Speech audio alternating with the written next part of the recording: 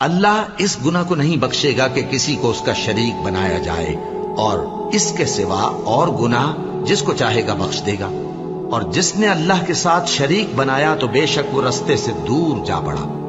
یہ لوگ اللہ کے سوا جو پرستش کرتے ہیں تو کچھ دیویوں کی، اور پکارتے بھی ہیں تو شیطان سرکش ہی کو، جس پر اللہ نے لعنت کی ہے، اور وہ اللہ سے کہنے لگا میں تیرے بندوں سے غیر اللہ کی نیاز دلوا کر مال کا ایک مقرر حصہ لے لیا کروں گا،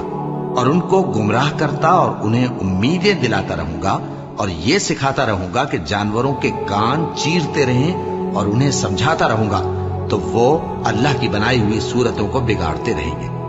اور جس شخص نے اللہ کو چھوڑ کر شیطان کو دوست بنایا وہ صاف صاف گھاٹے میں رہا۔